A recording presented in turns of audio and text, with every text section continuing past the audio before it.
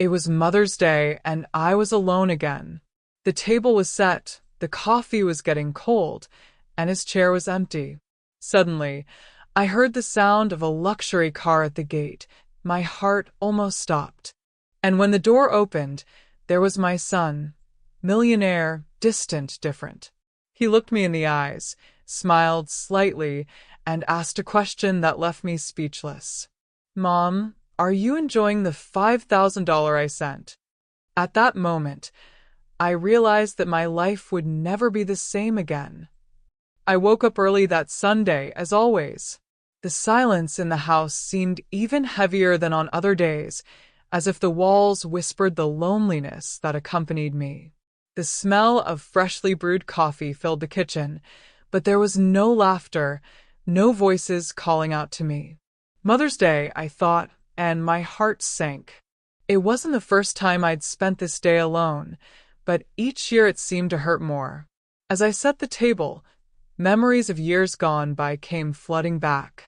I saw myself surrounded by paper flowers made by my son's small hands, still a toddler, running around the room with a smile that lit up everything. Back then, we had no money, but we had something more precious: presents. Today, the table was set but empty. The still warm bread was slowly cooling, with no one to share it with me. I picked up his portrait from the sideboard and ran my fingers over the glass, as if I could touch his face. "Happy Mother's Day, Mommy." I could still hear his childlike voice, sweet and sincere. My eyes filled with tears. It's curious how memories can be so vivid that they hurt more than an open wound. How many times have I wondered, does he remember these things? Does his heart hold the same warmth as mine? The wall clock read 9 when I realized I was staring at the window as if waiting for someone. But there was no one. Just the bird song and the cold wind coming through the crack in the curtains. And there, between bitter sips of coffee and a pang of nostalgia, I wondered, is being a mother always like this, waiting? Waiting for a connection, a visit, a hug, or even a simple "I love you"? My mind kept conjuring up images of other times.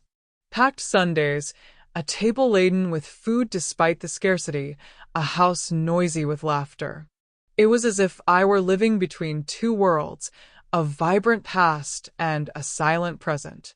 And in that contrast, I realized that a mother's greatest treasure lies not in what she gives, but in what she receives in the form of affection. And that day, all I received was emptiness. Suddenly, I felt a tightness in my chest. It wasn't physical pain, it was something deeper. It was as if my soul was crying out for attention, for love, for remembrance. I placed my hand over my heart and sighed. "Does he remember me today?" I murmured softly. The sound of my own voice echoed through the room, and it felt strange. When did I start talking to myself? When did I stop being a priority in his life? I tried to push those thoughts away, but with each sip of coffee, the taste grew more bitter. Mother's Day had become a day of painful reflection, almost a cruel reminder that time passes and takes with it everything that seemed eternal. The house, once a home, was now just an empty space where my memories insisted on dwelling. Still, I lit a candle next to the image of Our Lady I keep on my bookshelf. I've done this since he was born, as a way of asking for protection, even from a distance. The flame flickered, and I stood there, watching, as if hoping that an answer would come from that fire. Faith is a mother's last refuge, even when her heart feels forgotten. And in that moment, staring at the candle flame, I noticed something curious. Even though it was small, the flame resisted the wind blowing through the window. Maybe it was a sign, maybe it was just coincidence. But inside me grew the feeling that this Mother's Day wouldn't be like any other. Something was about to happen, I could feel it. I sighed deeply, held his portrait once more, and said softly, "My son, wherever you are, may you at least remember me today." And without realizing it, a melancholic smile escaped my lips, as if I were preparing myself for something I didn't yet know, but that was about to completely change my life. When I close my eyes, I can still hear his hurried little steps running through the house. The sound of his bare feet hitting the floor was music to me, a melody of life and innocence. He always had a smile on his face, the kind that brightened even the darkest days. My boy, so small, but already with a huge heart. Sometimes I think it was in that simple childhood that he learned the lessons that would take him so far. I remember the mornings he would wake up early, without an alarm clock, driven only by the eagerness to live. He would run to the kitchen, hug me from behind while I was making coffee, and say, "Mommy, today is going to be an amazing day, isn't it?"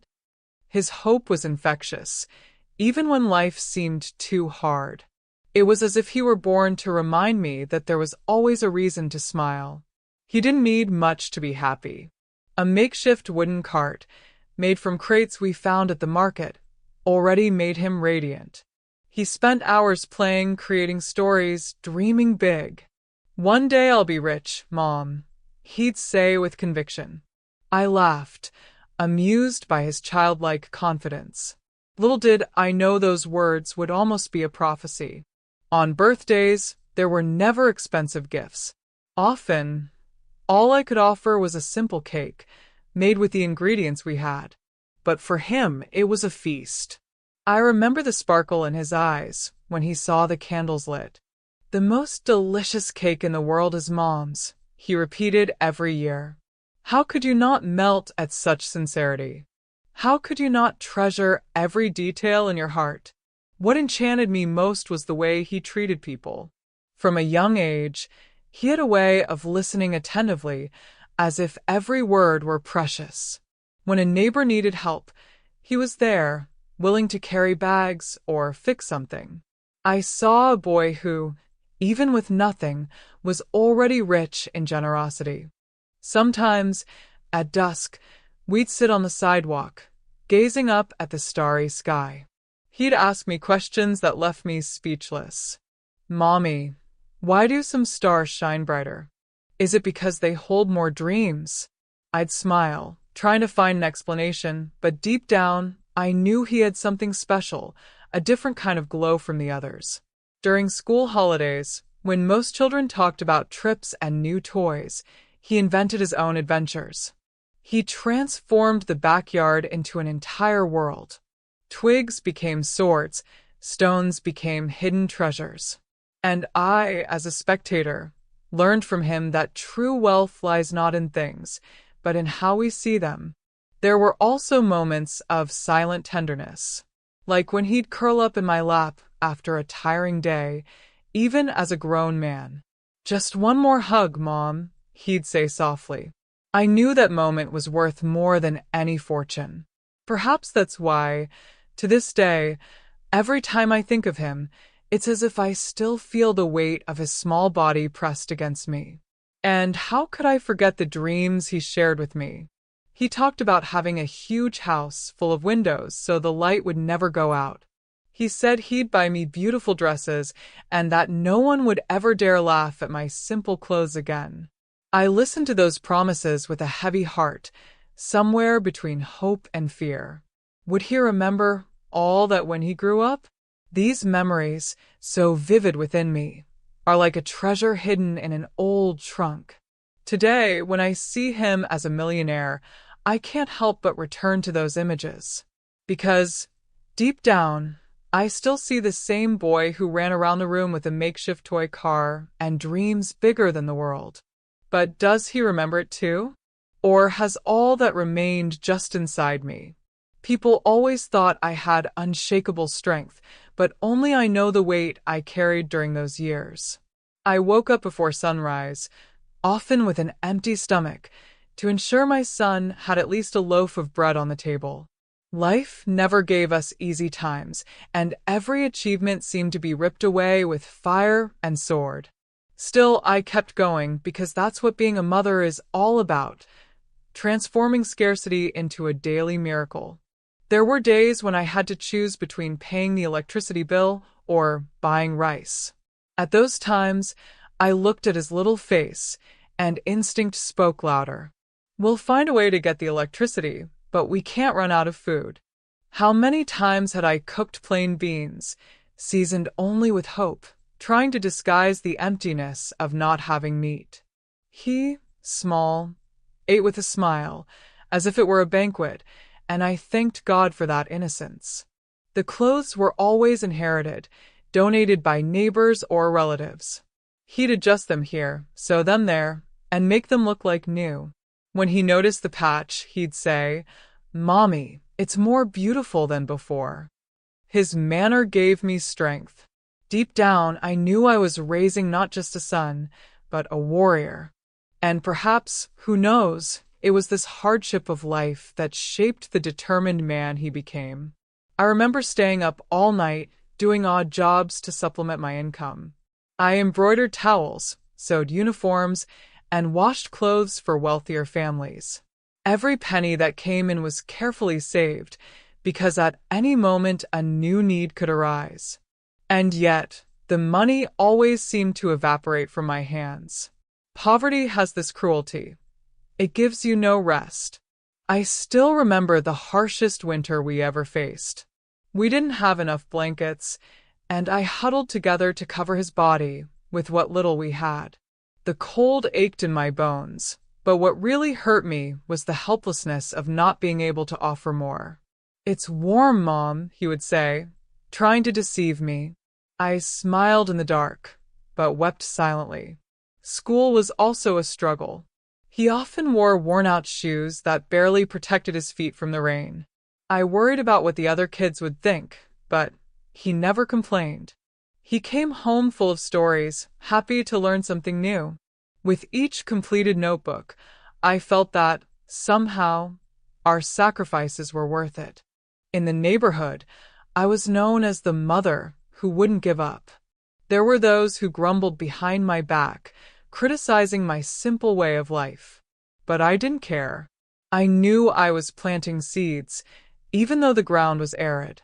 And, deep down, faith was the fertilizer that kept me going.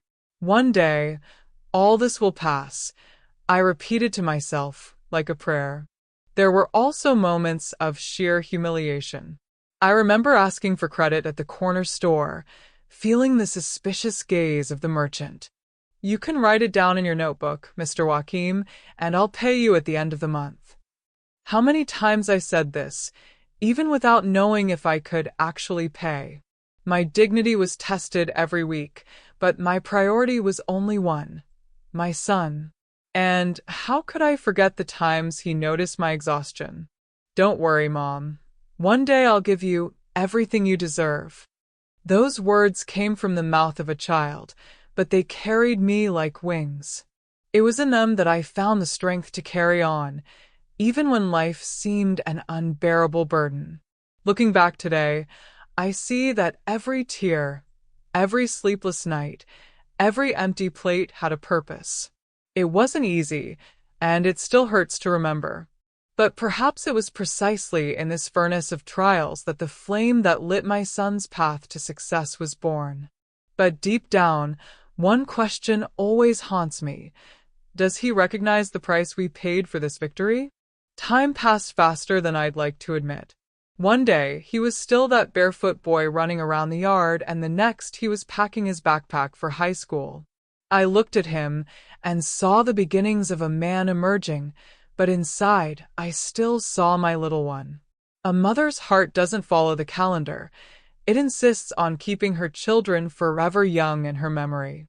I knew he was thirsty for more. From an early age, he demonstrated an immense curiosity about the world. He spent hours studying, reading everything he could find, asking questions that even I couldn't answer.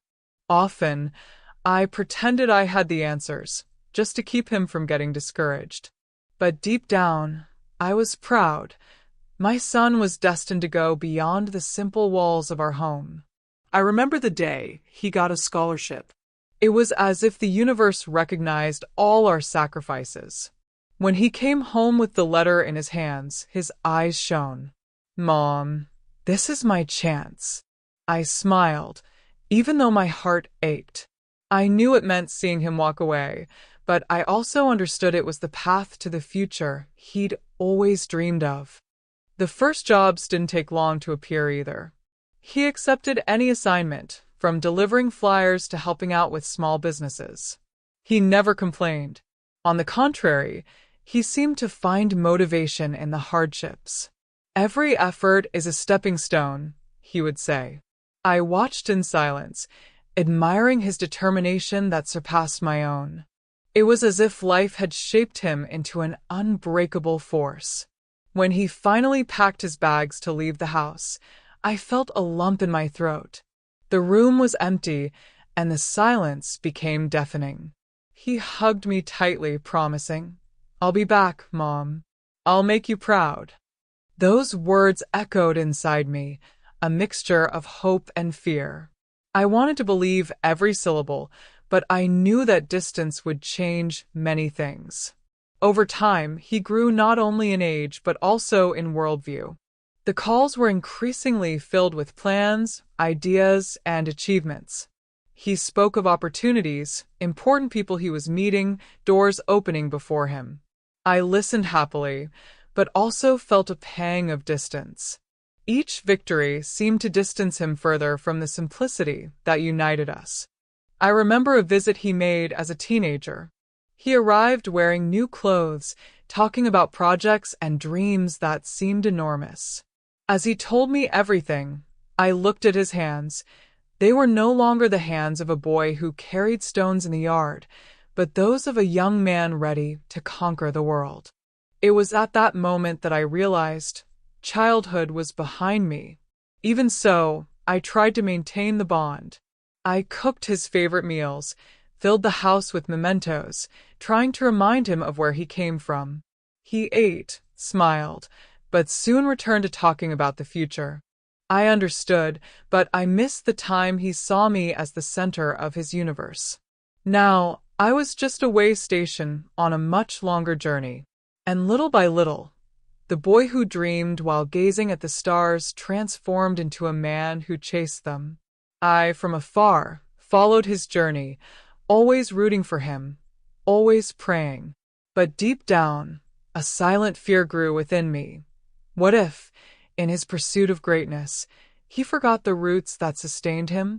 This fear accompanied me with every piece of news, with every announced achievement. I knew destiny was paving a bright path for him, but I also knew that the further away he went, the harder it would be to bring him back. And at that time, I still had no idea how real, almost unbearable, this emotional distance would become. At first, I still received calls almost every day. He told me how college was going, his new friends, the opportunities that were coming up. I listened to every word with a heart full of pride. But gradually, the frequency diminished. The calls became weekly, then bi-weekly, until they became rare. The silence in the house grew as his life seemed to expand. I tried to convince myself it was normal, that children grow up and go their own way. But deep inside, I felt a strange ache, as if I were being left behind. There were nights I'd stare at the phone, waiting for him to call. When it rang, it often wasn't him, and my chest filled with silent frustration. Being a mother also means learning to wait, but waiting hurts. During his visits, his time seemed to be measured. He'd arrive, give me a quick hug, and talk about the businesses he was starting, the places he wanted to see.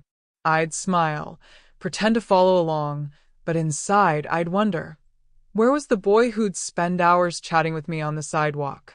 Now, every minute with him felt like a favor, no longer a choice. The distance wasn't just physical, it was also heart to heart. I could see a different gleam in his eyes, a gleam that no longer included me. He talked about goals, money, power, as if he were always racing against time. I wanted to interrupt and say, "Son, slow down, look at me." But the words died in my mouth. I didn't want to be a burden. I didn't want to hinder his flight. The most painful part was when Mother's Day came around. Before, he'd make a point of being with me, even if it was just to bring me a simple flower picked from the neighbor's yard. Now, I'd often just get a quick text on my phone. Happy Mother's Day, Mom. I love you. I'd thank him, but after hanging up, the tears would flow on their own. Because, for me, love has always been about presence, not just typed words.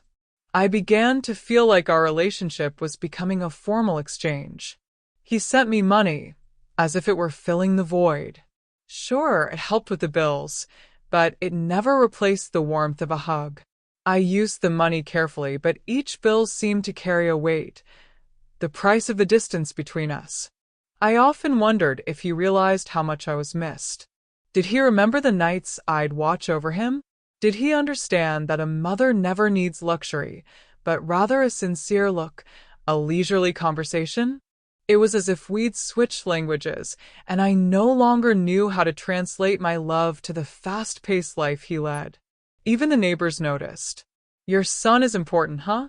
He hardly ever comes around anymore. I smiled, hiding it, but inside I was bleeding. They didn't know that, for me, his absence wasn't a sign of importance, but of distance. With each comment like that, my chest tightened even more. As time passed, I learned not to wait so long. I grew accustomed to the silence, the quick visits, the gifts that came in the mail. But still, every time I heard the gate open, my heart raced, hoping it was him. This hope was my nourishment, even when the emptiness of the house insisted on reminding me otherwise. And it was in this rhythm of absences and waiting that life went on. He grew up in the world, and I withered in silence. But fate, capricious as ever, still had surprises in store for me. Surprises I would never have dared to imagine back then, when all I desired most was my son's presence. It was a few days before Mother's Day that the unexpected happened. I was in the kitchen, washing the dishes, when I heard my cell phone beeping. I thought it was strange because almost no one texts me. I opened the screen and there was the notification from the bank, a deposit in dollars. My eyes could hardly believe it. $5,000.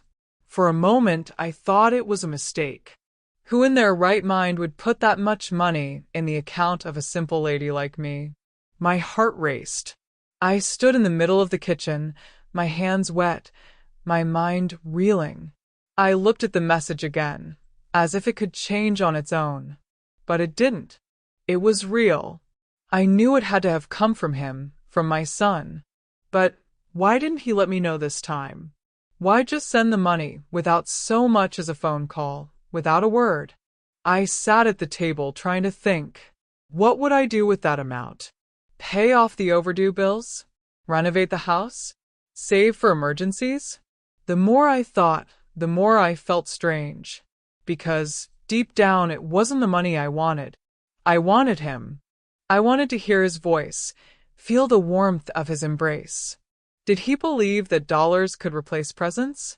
I spent the night awake, staring at the ceiling and pondering the meaning of that gift.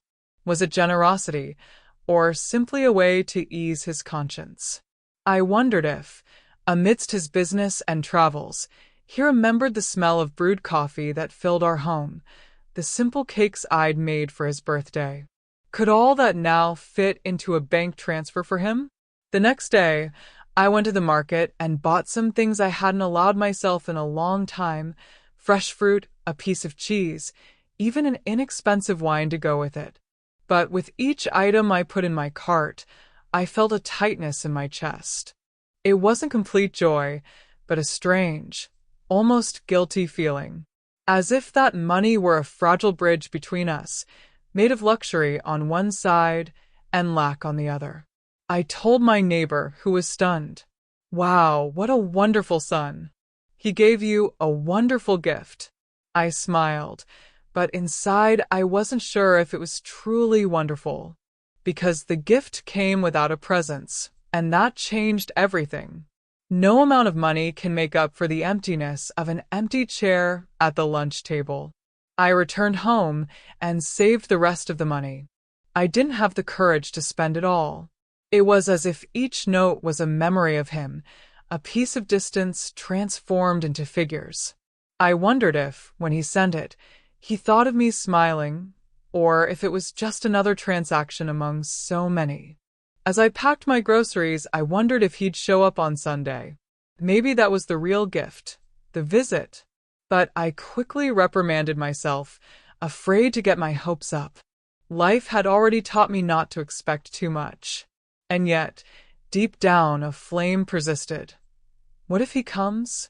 What if this money is just a sign of something bigger to come?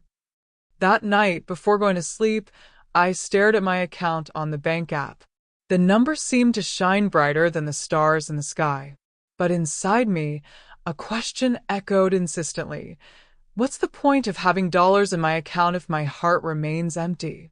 I spent those days like someone carrying a suitcase full of questions and not knowing where to put it.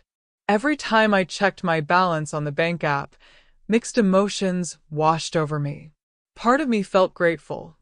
After all, I'd never seen so much money at once. But another part felt hurt, as if those figures were a cruel reminder of the distance between us. It was strange. It seemed like every time I tried to cheer myself up, a shadow followed close behind, whispering, "This isn't what you wanted, is it?" I didn't want dollars. I wanted his smile as he walked through the door, the sound of his key turning in the gate. I wanted that boy who hugged me for no reason, just because. But instead, I got cold numbers on a cell phone screen. There were times when I considered not touching that money, saving it all, intact, as proof that love can't be bought. But then reality set in. The overdue bills, the expensive medicine, the roof in need of repair. How could I not use it? How could I reject something that could give me some relief, however small? The struggle between reason and heart consumed me. I went to the drawer where I keep old letters and mementos from his childhood. I pulled out a scribbled drawing he gave me when I was about 7. It was him, me, and a huge house in the background. Below, written in crooked letters, "One day I'll give you everything, Mom." My heart sank. Did he believe he was fulfilling this promise with money? Could this be the everything he talked about so much? The nights grew longer. I tossed and turned, wondering if I should call to thank him. But what if, when I called, my voice betrayed the hidden sadness? I didn't want him to feel guilty, nor did I want to push him further away. But I also didn't know how to hide the emptiness. How does a mother thank him for something that leaves her more lonely than happy? Even the little things began to carry doubts. I'd look at the fresh fruit in the bowl and wonder, is their taste worth the absence of him? Each bite seemed to carry this bitter duality. I was nourishing my body, but my heart remained hungry. I remember sitting on the porch on a rainy afternoon, watching the water run off the rooftops. The sound of rain always brought me peace, but that day it brought me restlessness. I thought about everything I'd gone through to get there, all the sacrifices I'd made so he could have a better life. And I wondered almost aloud, is this what I fought so hard for? To end up alone, with money in my pocket, but an empty heart. The neighbors commented on my gift, and I smiled, pretending to be happy. "How lucky you are, Donna Maria," they would say. Lucky? I didn't know if it was luck or irony, because deep down, no one saw the silent struggle I was waging within myself.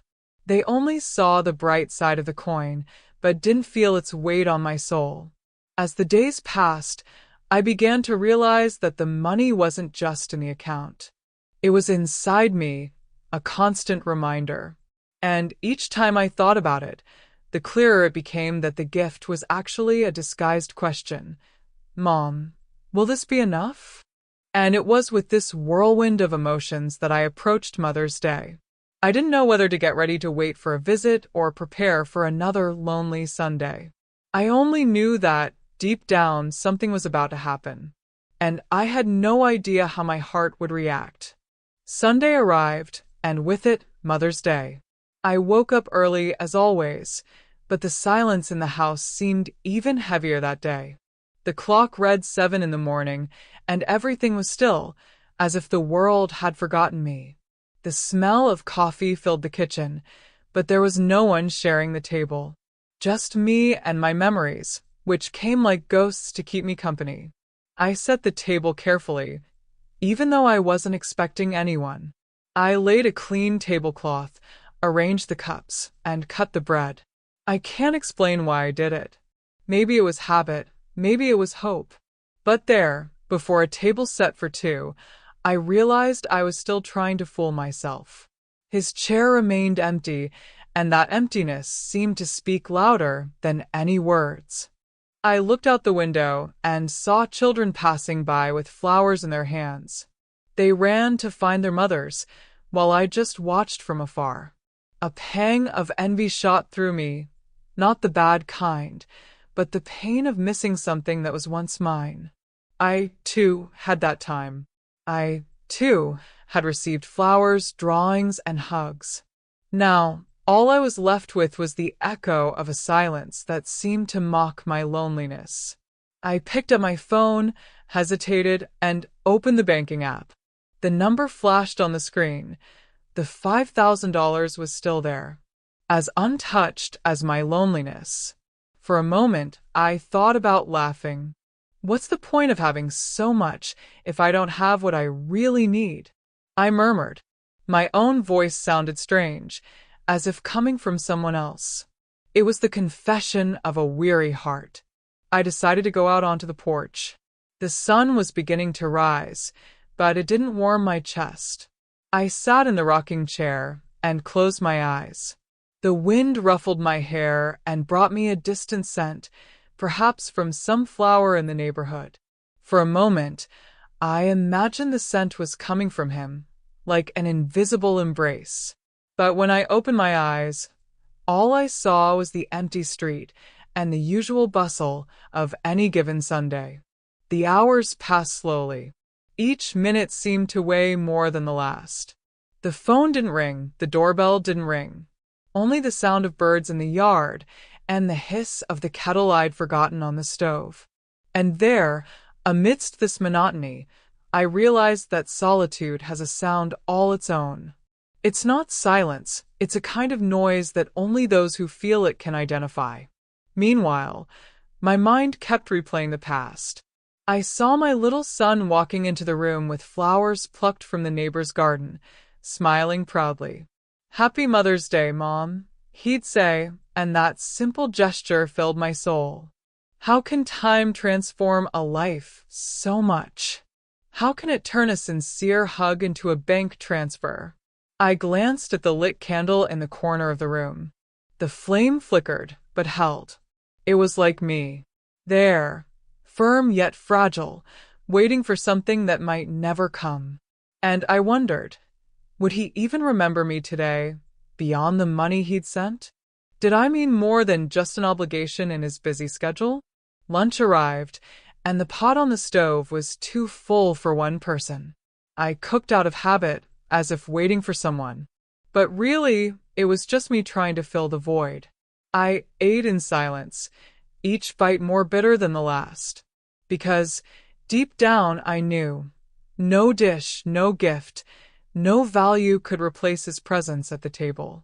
At that moment, I thought my Mother's Day would end like this, amid untouched plates, empty chairs, and a heart full of questions.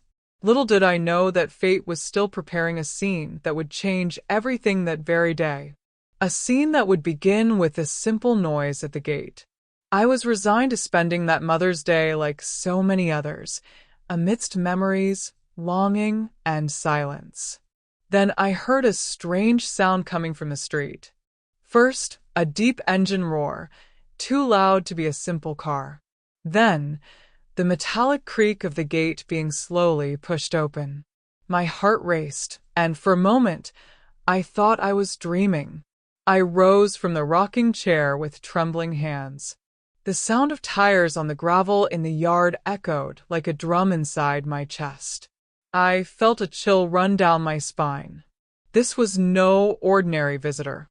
There was something imposing about the noise, as if fate were announcing that something momentous was about to happen. I ran to the window and discreetly pulled aside the curtain. I saw the chrome reflection of a luxury car, so shiny that the sun seemed to reflect off it. For a moment, I thought I was mistaken. What was a car like that doing parked in front of my simple house? My stomach churned, and I felt like I was gasping for air. The doorbell rang. A sound that seemed banal, but that morning it sounded like thunder. My whole body reacted. My heart raced, my hands sweaty, my eyes watery. I considered not answering, for fear of disappointment. But my legs moved on their own, as if pushed by the force of hope. Each step to the gate felt like an eternity. I could hear my own thoughts pounding against the walls of my mind. Is it him? No, it can't be, but what if it is? Doubt gnawed at me, yet sustained me. It was like walking on the edge of a precipice, unsure whether I would fall or fly. As I approached, I took a deep breath. The gate creaked open, revealing the silhouette of a man standing beside the car. The sunlight enveloped him, making it difficult to see. My eyes were slow to recognize him, but my heart knew before my mind did. It was him, my son, my boy. There before me, so different and yet so familiar. For a moment, my legs felt weak. I held on to the iron gate to keep from falling. A whirlwind of emotions exploded inside me. Surprise, joy, fear, anger, relief. All at once, as if my entire body had been storing this moment for years. And now it was happening. He took a few steps toward me, and I could see better. Elegant clothes, an expensive watch, a confident posture. The boy who once left home with a simple backpack had become a millionaire. But what shook me most wasn't the clothes or the car. It was the look in his eyes. There was a gleam in his eyes that I couldn't decipher. Pride, perhaps, or distance. Happy Mother's Day, Mom. His voice echoed firmly, but with a tone I couldn't interpret. I felt my eyes fill with tears, and for a few seconds, I was speechless. I wanted to hug him, scream, ask what took so long. But my voice was lost amidst the pounding of my heart. And in that instant, I realized that noise at the gate wasn't just the sound of an arrival. It was the announcement that my life would change completely from that moment on. For a few seconds, I stood paralyzed. It was as if time had stopped just to allow me to observe that moment. There was my son, before me, after so many years of absences and brief visits. He was no longer the barefoot boy running around the house, but a grown man with expensive clothes and the demeanor of someone who had succeeded in life. Yet, deep in my eyes, I could only see the boy who had once promised me the world. I felt my heart leap, almost as if it were about to burst out of my chest. My hands trembled, and I didn't know whether to run to hug him or remain motionless, fearing it was all just an illusion. Is it really him? I thought. The emotion was so overwhelming that I began to doubt my own senses. He smiled slightly, that restrained, almost practiced smile. It wasn't the same wide smile he'd had as a child, but there was something familiar there. A hidden trace I recognized immediately. My eyes filled with tears, and before I could stop them, they were streaming down my wrinkled face. My son, I whispered, almost voiceless. He approached slowly, as if measuring each step, and I, motionless, felt my legs weaken. When he finally got close enough, he reached out and hugged me. It was a firm embrace, but too quick. An almost formal gesture, which left a void immediately afterward. Still, for me, that brief touch was like rediscovering a piece of my soul. The scent of his perfume clung to my clothes. It was sophisticated, expensive, so far removed from the simple scent of cheap soap I used to buy him as a child. This contrast wounded and enchanted me at the same time. How can life transform a human being so much? How can time change even the scent of those we love? I looked into his eyes and saw something that left me confused.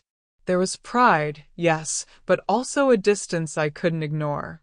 It was as if he was there in body, but part of his soul had remained elsewhere. The silence between us was broken only by my choked voice.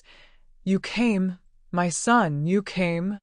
He smiled again, but this time with a certain discomfort, as if he couldn't handle the intensity of my love, so simple and so direct. I noticed he avoided lingering, looking away at the house, the car, anything but me. It hurt because a mother feels it when she's no longer the center of her child's universe.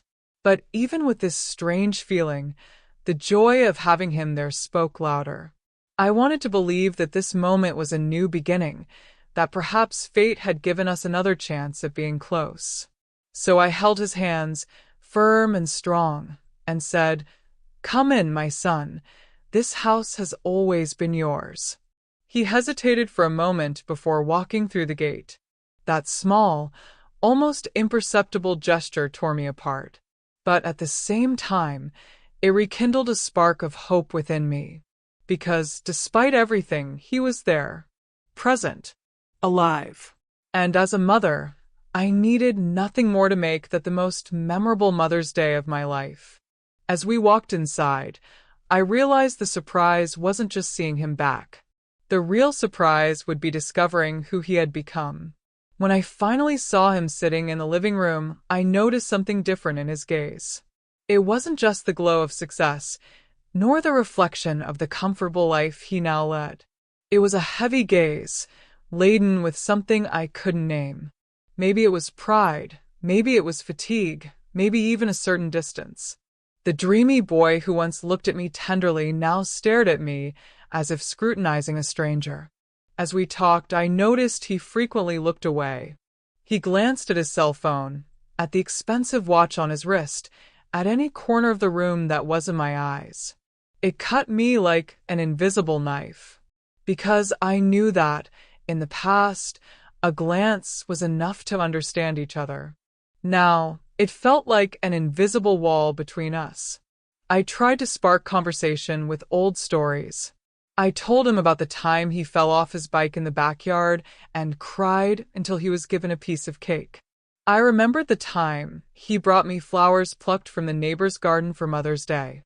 He smiled slightly, but it was a quick, almost polite smile. There was no sparkle, no emotion. And that made me wonder, silently, does he still hold on to those memories, or are they just with me? It was inevitable to compare his gaze now with that of the past. Before, there was curiosity, tenderness, even a certain innocence. Now, there was calculation, as if he were always measuring his words and controlling his gestures. I wondered if the millionaire life had robbed him of this lightness, or if it was simply the weight of his responsibilities that had hardened him. At times, I noticed him looking me up and down, perhaps without realizing it. Not disrespectfully, but as if evaluating something that no longer belongs to his world. I, with my simple clothes and time-marked hands, contrasted with his impeccable suit and gleaming watch. And this contrast was also reflected in his gaze. He saw in me a past he perhaps no longer knew how to deal with. Still, there were glimpses. Little moments when his eyes softened, like when I ran my hand through his hair. Even though he was already a grown man, a millionaire, a grown man. For a second, I saw again the boy who ran around the room asking to be picked up. But soon that glow faded, replaced by haste and formality. It was as if the man had swallowed the boy forever. His gaze also carried a kind of emotional distance. I was there, just a few feet away, but I felt as if a chasm were between us. And, inside me, a voice whispered, "He's not the same anymore." This sentence frightened me, because every mother wants to believe that, behind all the changes, Her child remains the same as always. Upon realizing this distance, a mixture of pain and indignation welled up in me. Did he really believe that money could fill the gaps his absence created? Did I think that simply showing up every now and then, well-dressed and bearing gifts, would convince me that he was still the same son? I held back the tears and decided to observe him closely. Because more than words, eyes always tell the truth. And what I saw in his wasn't just pride or success. I saw loneliness, I saw fear, and I saw a barrier I still didn't know how to cross. And it was in that moment that I realized this reunion wouldn't just be a Mother's Day visit. It would be a revelation, because his eyes held something that was yet to come. Something that, sooner or later, he would have to tell me. He settled back on the sofa, crossing his legs with that confident air of someone who dominates his own space. I was still standing, trying to hide the mix of nervousness and excitement that was overwhelming me. It was then, with a half-smile on his lips, that he said the words that echoed through me like thunder. "Mom, are you enjoying the $5,000 I sent?" In that instant, I felt like the ground had disappeared beneath my feet. The question sounded casual to him, almost as if it were something simple, but for me it had the weight of an avalanche. I hadn't expected our reunion to begin like this, with a number thrown into the air as if it were the center of our relationship. My mind whirled. I wanted to respond, but the words wouldn't come. It was as if the lump in my throat had grown and blocked my voice. Enjoying it? How could I enjoy something that, instead of bringing me joy, brought me so many doubts and sleepless nights? The money was there, yes, but inside me the emptiness remained greater than ever. I stared at him silently, trying to decipher whether there was irony, pride, or just curiosity in that question. His smile seemed too confident, almost rehearsed, as if he wanted to gauge my reaction. And that hurt, because a mother shouldn't be tested, she should be embraced. I sat up slowly, stalling for time. My trembling fingers clasped together in my lap, and I took a deep breath. "I saw it, son. I did." I managed to whisper. My voice sounded weak, almost unrecognizable even to me. He continued to stare at me, waiting for more, as if he wanted to hear a declaration of gratitude I couldn't muster. Inside me, a silent revolt began to build. Why was he talking about money when he could have talked about missing me? Why wasn't his first question, "Are you okay, Mom?" or "I missed you"? It was as if between us there now existed a distorted translation of love, he in numbers, I in memories. As I thought, I realized my eyes were filling with tears, but I made a point of not letting them fall. I didn't want him to see my fragility. I wanted to somehow show him that it wasn't money that I needed most, but I lacked the courage to say it out loud. He, for his part, seemed calm, almost proud. Perhaps he believed he had done something great, that the dollars were the ultimate proof of care and generosity. Perhaps he had no idea how that question stirred every fiber of my soul. And in that charged silence, between the glint of the expensive watch on his wrist and my wrinkled hands clutching my own lap, I understood that this moment would be decisive. Because the way I responded, or failed to respond, could forever change the fragile bridge that still connected us. When he asked that question, I felt my face burn. I don't know if it was shame, sadness, or a mixture of both. The silence that fell between us felt deafening. I, his mother, who had once been the center of his world, was now being reduced to an answer about money. My heart screamed so many things, but my mouth could barely form a single word. I lowered my eyes, trying to hide the confusion that gripped me. My palms felt sweaty and my chest tight, as if something enormous was crushing my breath. The embarrassment was so great that even my posture changed. I crossed my arms and hunched my shoulders, as if trying to hide within my own body. It was as if he had undressed me before me.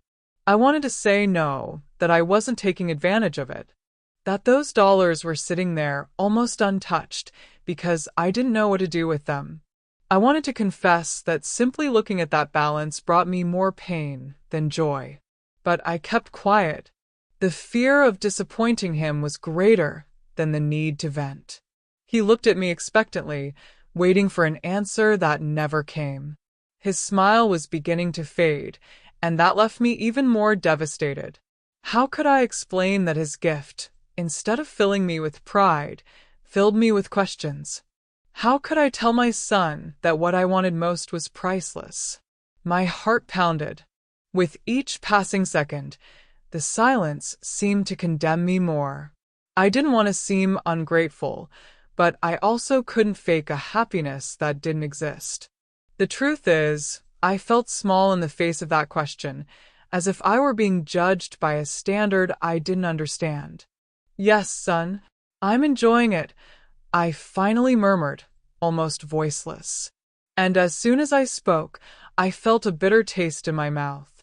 It was a white lie, told to protect him and myself. I didn't want to open a bigger wound at that moment. But deep down, I knew I was only pushing forward a pain that would sooner or later surface. He nodded, satisfied with my answer, and looked away.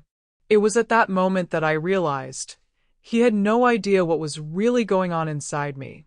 Or maybe he did, but he didn't want to face it. Either way, the weight of embarrassment stayed with me, as if I'd swallowed an indigestible stone. I looked at his hands, so sure, and then at my own, trembling and wrinkled. The distance between us had never seemed so great. And the cruelest part was realizing that it wasn't just the distance of age or life that separated us. It was something much deeper, the inability to speak the truth without fear. At that moment, I understood that my silence had become a prison. Because, behind the yes I said, there were countless no's I never had the courage to say.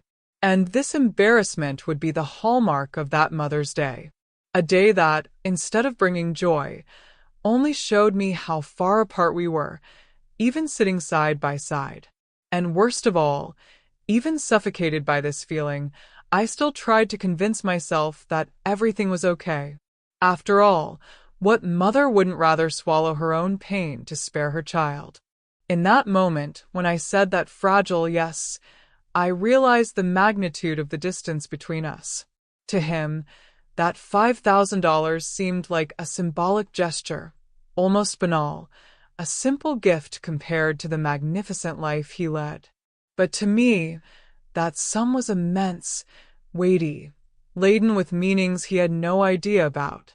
The shock of reality hit me hard. We were living in different worlds.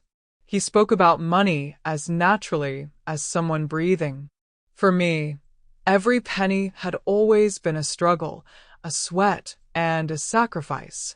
It was impossible not to remember the times I'd had to choose between buying food or paying the electricity bill. As he asked if I was enjoying myself, I found myself remembering the sleepless nights, embroidering to earn a few bucks. How could I enjoy without feeling this wound open inside me? His confident, calm gaze contrasted with my turbulent heart. I wanted to shake him, say, "Son, you don't understand. For me, this isn't just money. It's living proof of the distance that's grown between us." But I remained silent, because, deep down, I knew my words might sound ungrateful, and that fear paralyzed me more than the pain itself.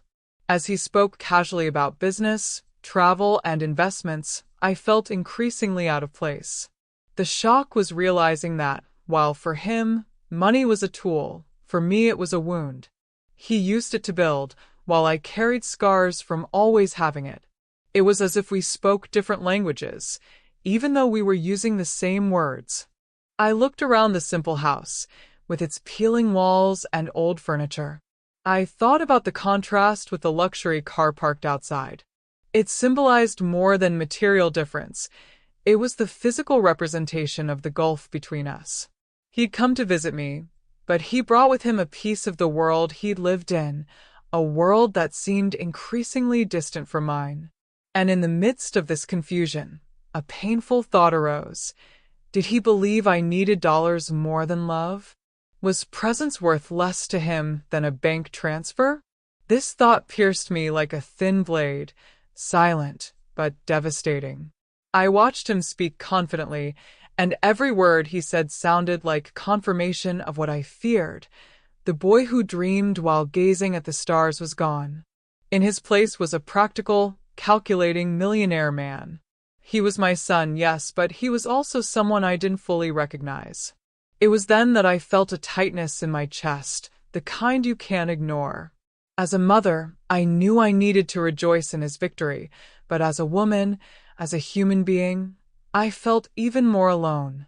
Because his victories seemed to have left me behind, as if I were just a memory of where he came from.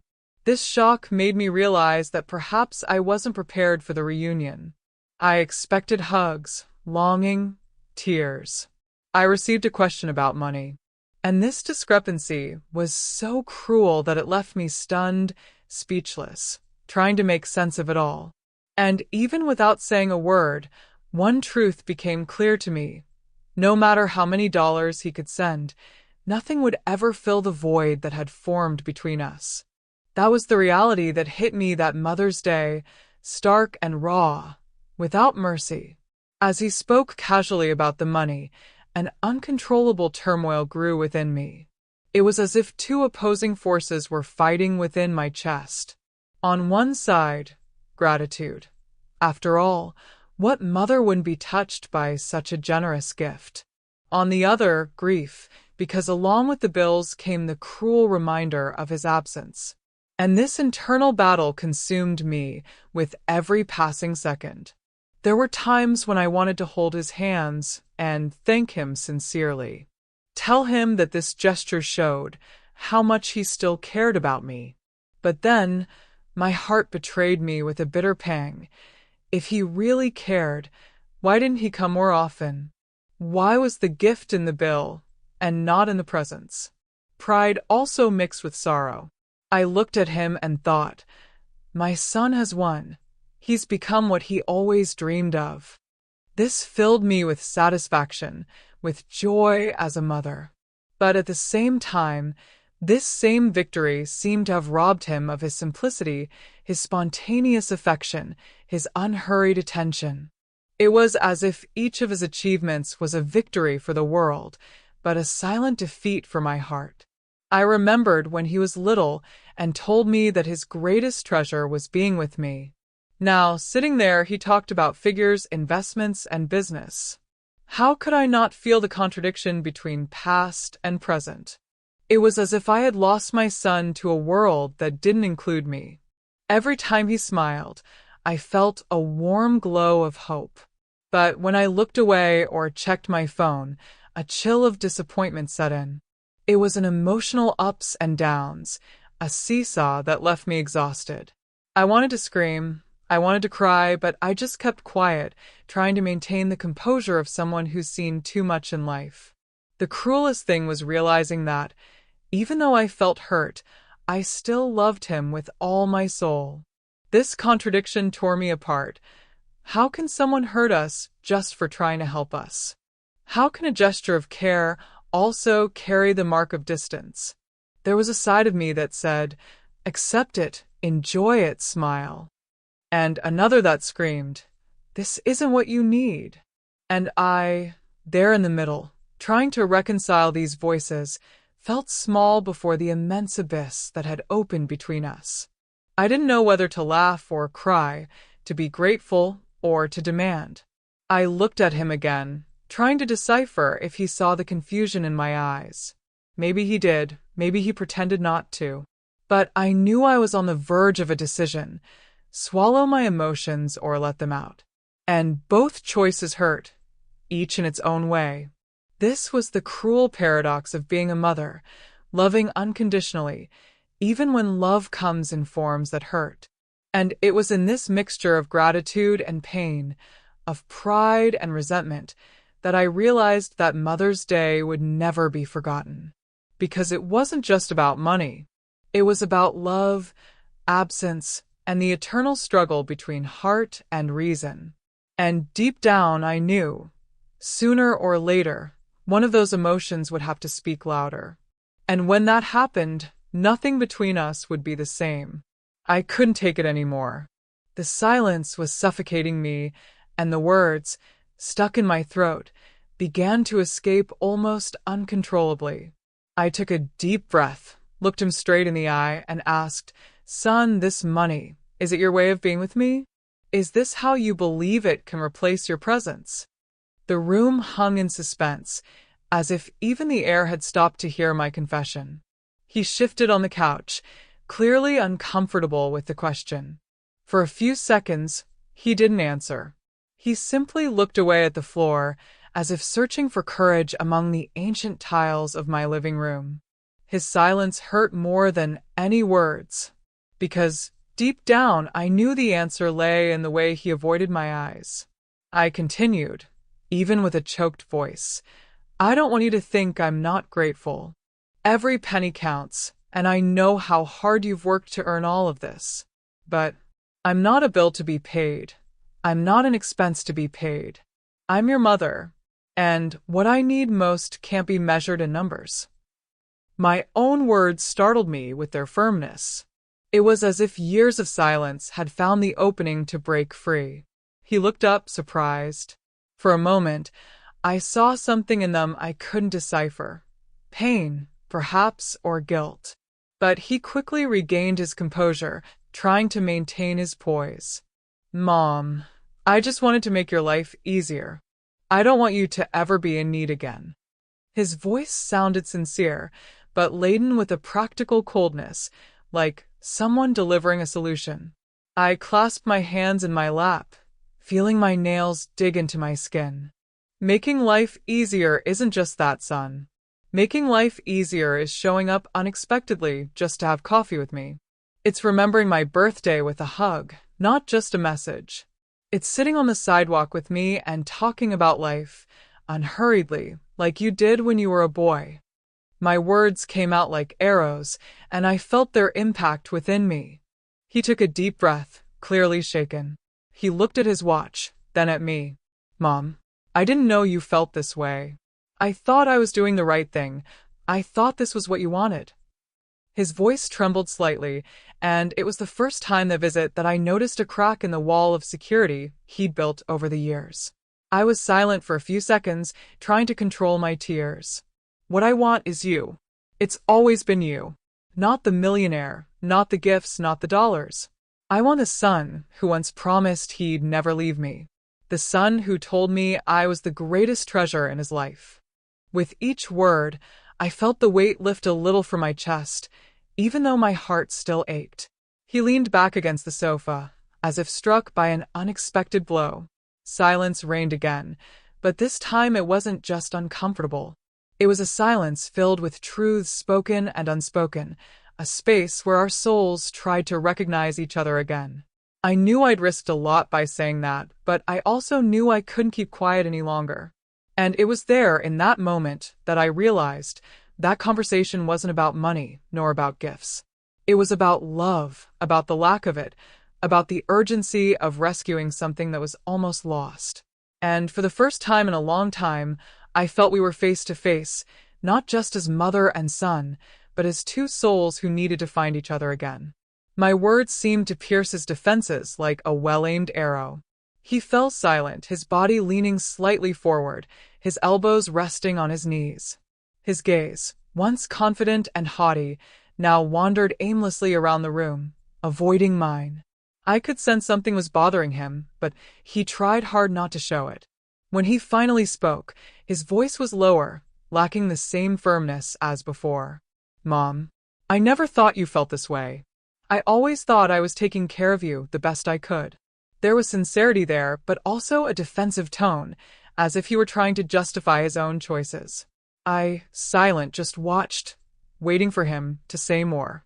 He sighed deeply, leaned back against the sofa, and ran his hand through his hair, a gesture I recognized from childhood.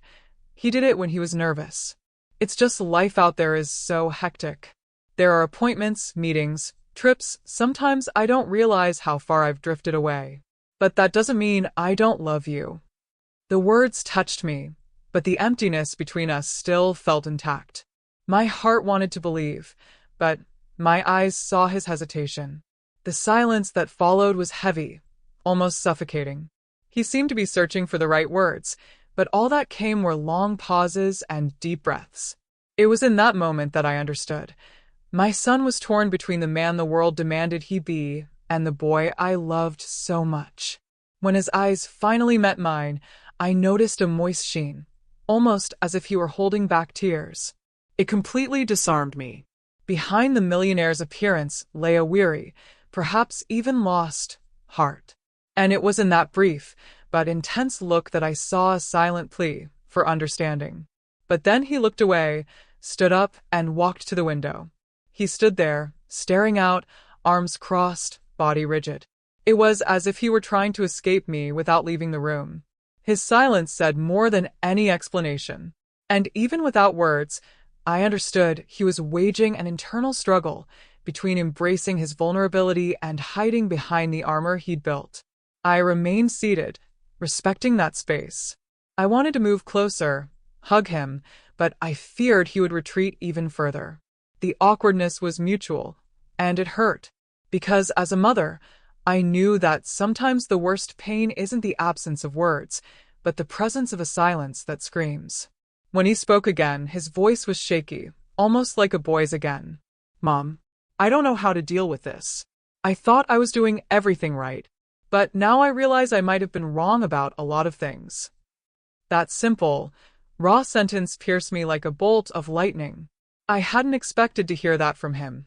Not in that tone, not with that fragility. I felt my eyes well up. His reaction wasn't an outburst, nor an aggressive defense. It was a disarming, albeit timid, gesture of a heart beginning to admit its flaws. And in that moment, I saw there was a gap, a small opening through which our reconciliation could begin to blossom. But at the same time, I understood that this reaction was just the beginning of a greater revelation. Because behind the silence and the broken words, there were hidden hurts. Hurts that, sooner or later, would surface, and that might forever change what I believed about our story. As he stood silently by the window, my heart began to race through time. It was inevitable. I saw him there, in his expensive suit and gleaming watch, but within my mind loomed the image of the boy, barefoot, with empty pockets and a growling stomach. How could time transform a life so much? How could the same son who once asked me on credit at the store now speak of figures I could barely count? I remembered when he'd come home from school with holes in his shoes. The wet ground soaked his feet, but he'd smile, as if nothing were a problem. "One day I'll buy 10 shoes like that, Mom," he'd say, laughing at his own misfortune. In that moment, there was no luxury, only hope. And it was that hope that kept us going. I also remembered the harshest winter. We didn't have enough blankets, and I would wrap myself up in a thin sheet to leave the blanket for him. He would pretend to be warm, shivering, but he would say, "It's okay, Mom, I'm strong." Strong was the word he always used, even when weakness surrounded us on all sides. And how could we forget the times we improvised toys? A car made from a crate, a wooden spinning top, nothing compared to the expensive games he must have today. But for us, it was enough. It was in these small, improvised miracles that his laughter filled the house with life. That spontaneous, genuine laughter, which today seemed hidden behind a mask of success. I also remembered the day he came running into the house, happy because he'd made some money helping his neighbor carry boxes. "Now it's my turn to buy bread, Mom," he said with such pride that my heart nearly burst. The bread was hard, true, but his gesture was as tender as the most sincere hug.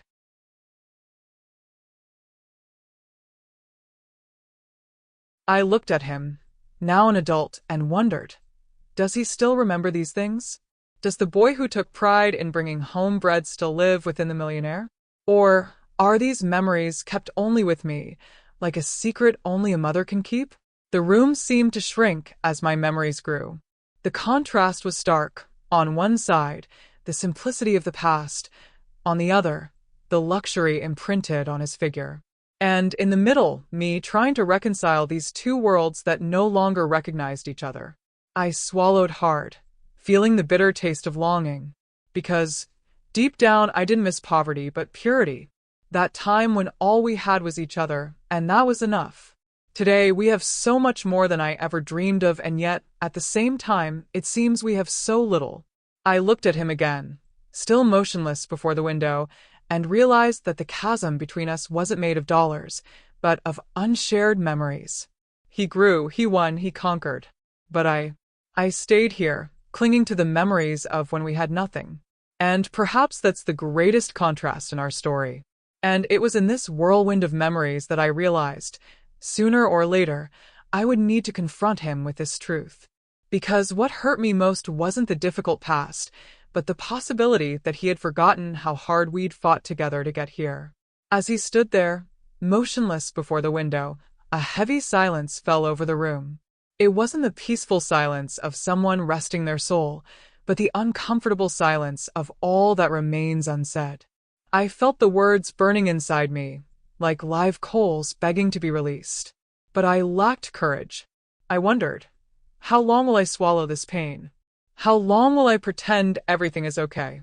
I wanted to shout that no amount of money can replace a hug, that no bank transfer can erase the years of absence. I wanted to tell him that my heart grew old waiting for him, that each Mother's Day without his presence was like an open wound that never healed. But I kept quiet. I kept quiet because the fear of pushing him further away was greater than the need to speak. He turned slightly, glanced in my direction, but didn't say anything. And neither did I. It was a quick glance, full of hidden meanings, as if each of us was waiting for the other to make the first move. That look killed me inside. Because deep down, we both knew there was a sea of pent-up feelings, but neither had the courage to let the current flow. The weight of what wasn't said made it hard for me to breathe. It was like carrying invisible stones on my back.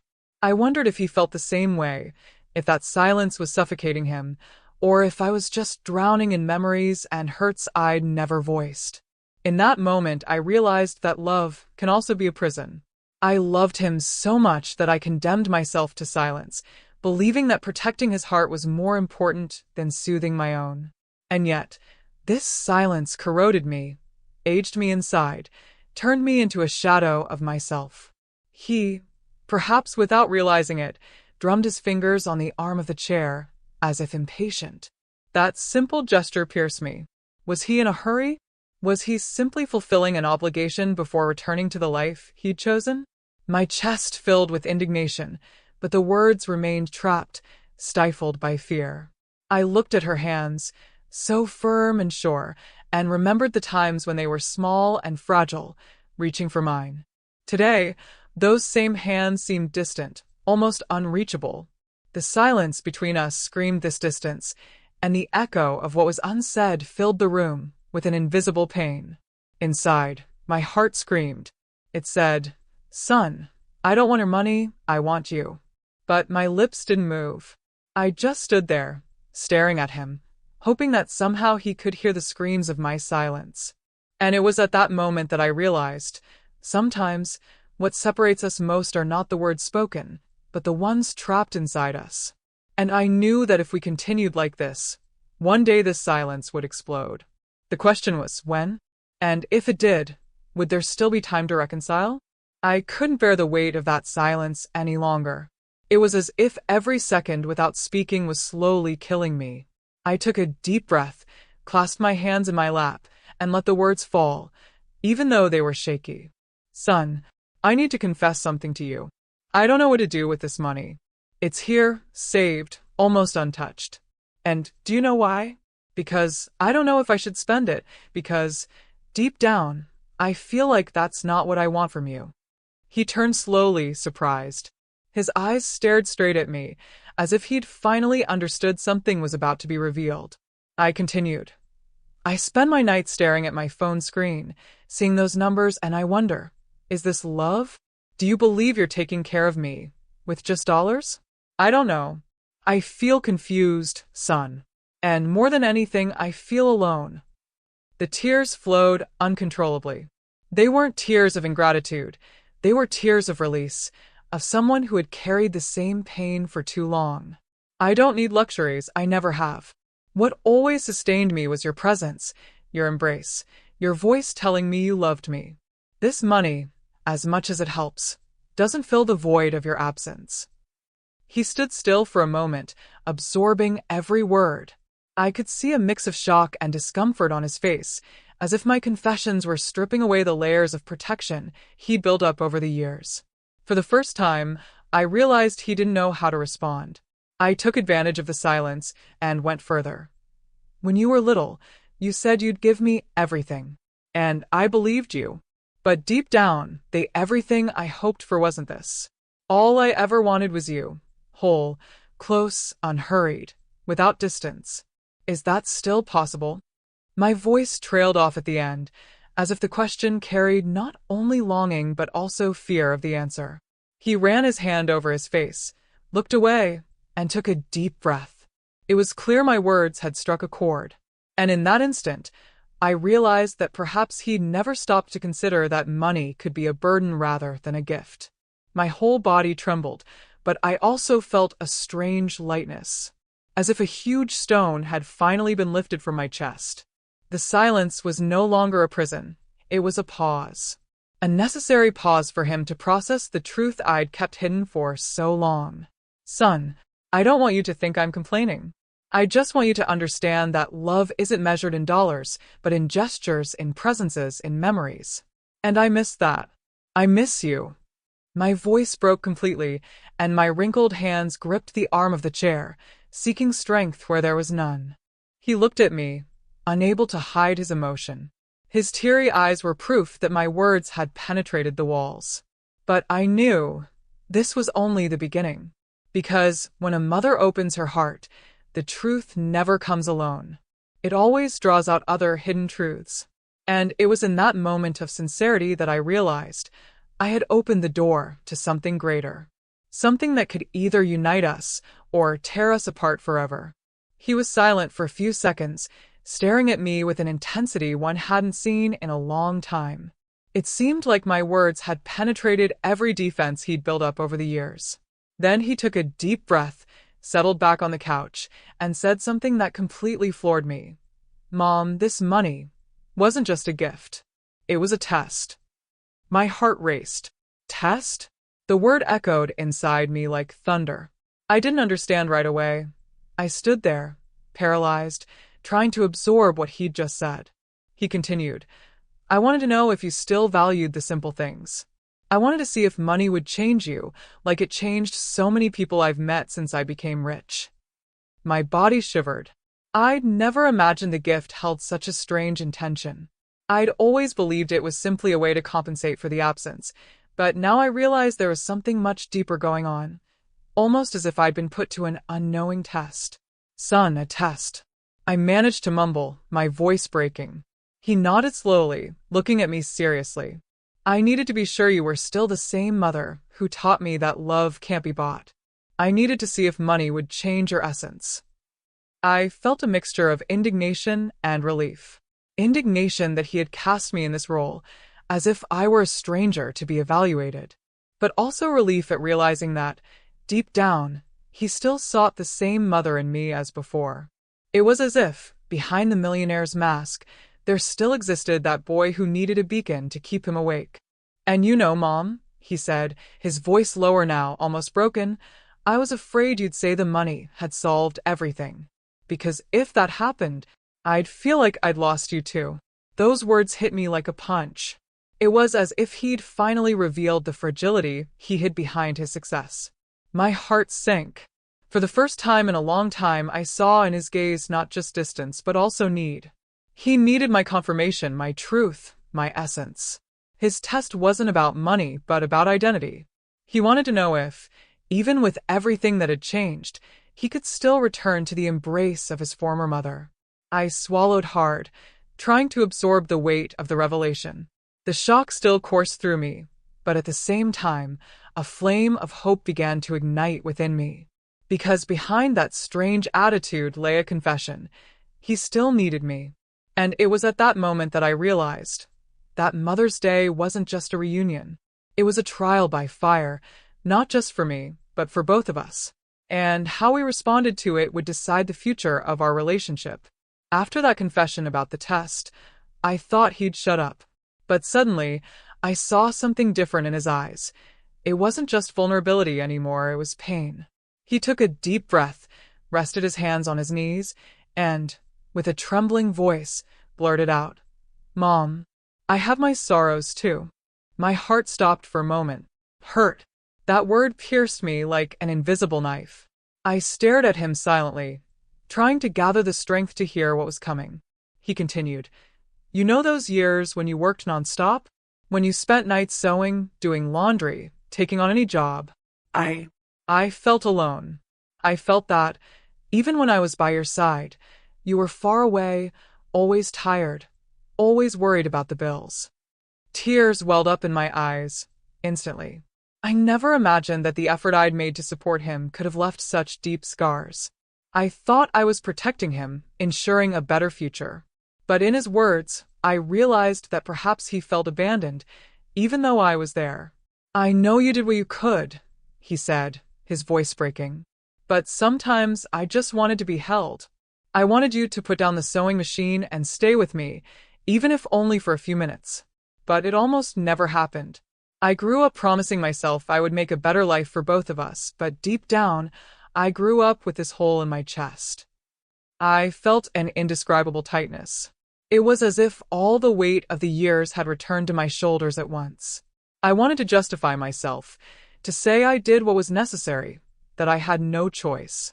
But at the same time, I knew every word of apology would sound weak compared to his pain. And so, I fell silent, letting my tears speak for me. He was crying now too. It was a restrained, proud cry, like someone fighting to keep from giving in. But I recognized it. It was the same cry of the boy who once hid in his room, because he felt a lack of attention. Only now it was weighed down by years of silence, of pent-up resentment. "Maybe that's why I became so attached to money," he confessed, looking at the ground. It was as if, by conquering everything, I could fill that void I'd felt since I was little. But now I see it was no use. Because even as a millionaire, I still carry the pain of not having had all of you. My hands were shaking.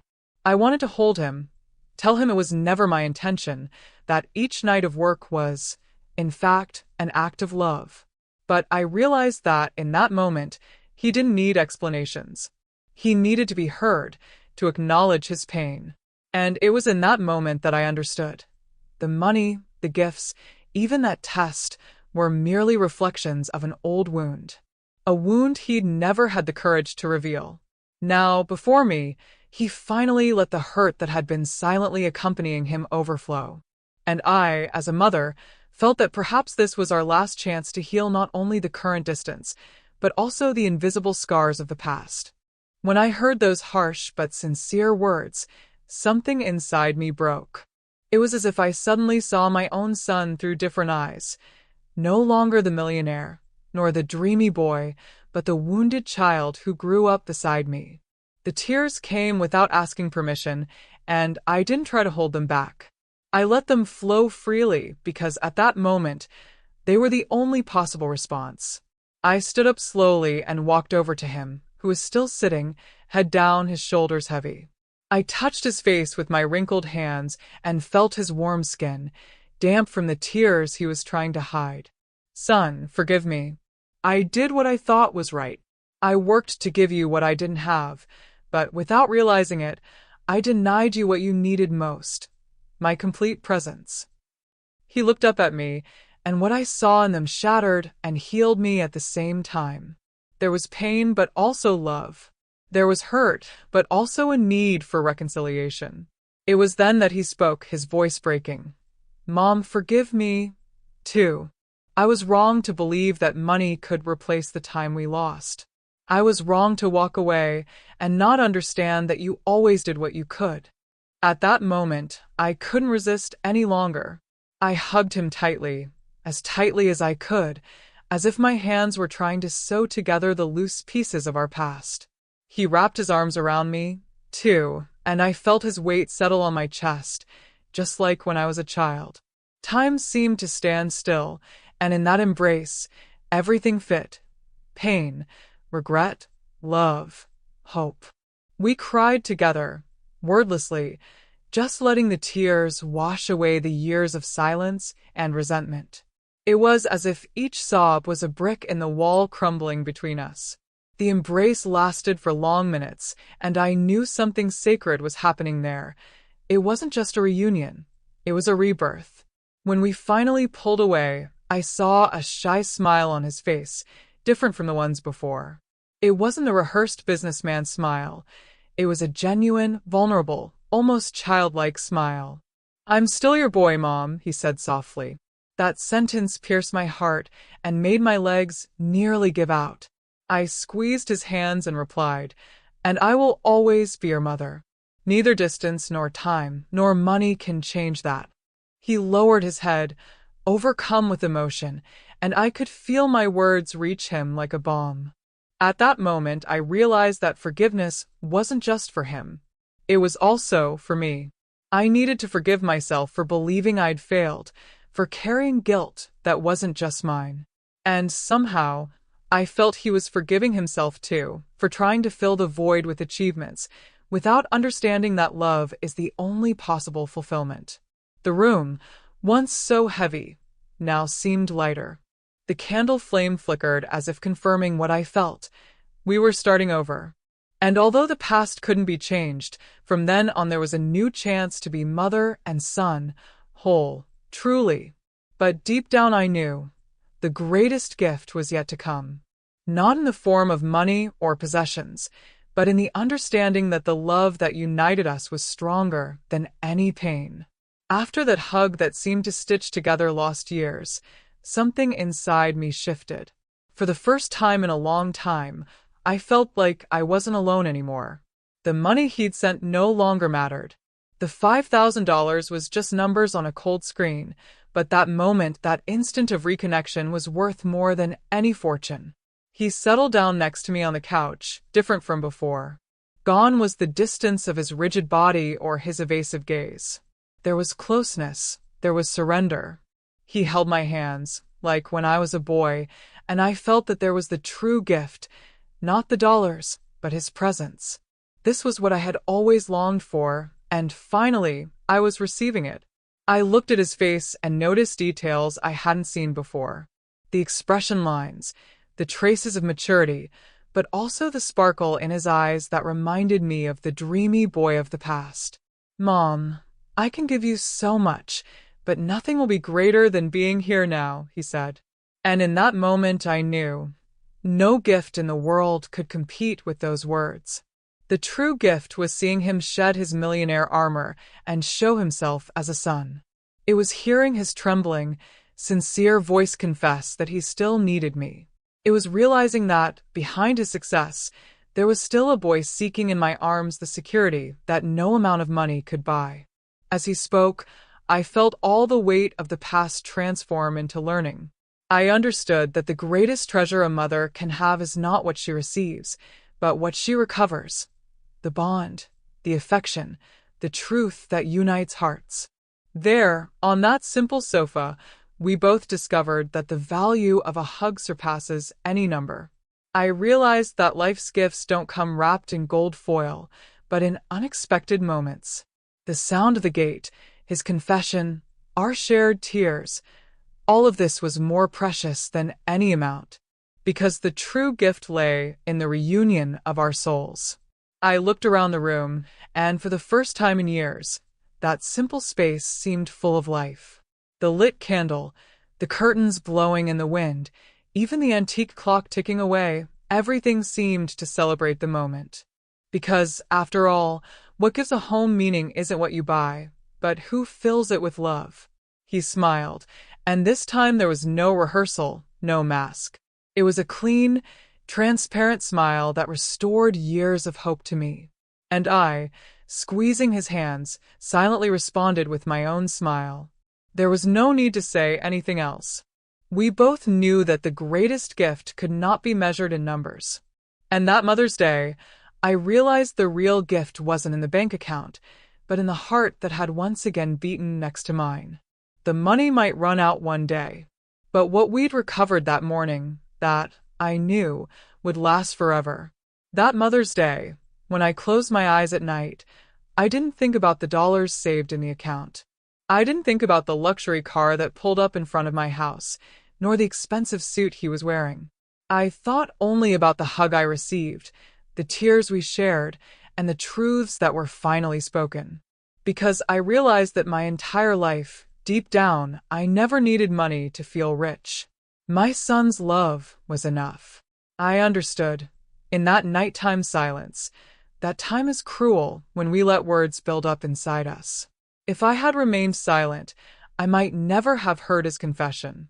And if he had kept his armor on, he might never have shown me the wounds he carried. It took courage from both of us to break the silence and allow love to speak louder. Money can make life easier, but it will never fill an empty heart. That was the lesson I learned when I looked into my son's eyes. He gave me dollars, but he brought me something infinitely more valuable, the chance to reclaim the bond that was almost lost. And I, with all the simplicity of my heart, accepted this gift as if it were the greatest treasure in the world. Sometimes we spend our entire lives believing that love is proven with material gains, grand gestures, and impressive figures. But in truth, true love is revealed in the details, in the lingering embrace, the sincere look, the "Mom, I'm still your boy," said with a choked voice. That's what I learned. That's what I kept. And now, when I think of that Mother's Day, I don't remember the loneliness of the morning, nor the trapped tears, nor the weight of the silence.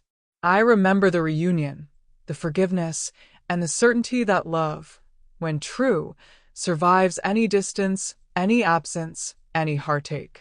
Because the love between a mother and child is the only fortune that time cannot steal.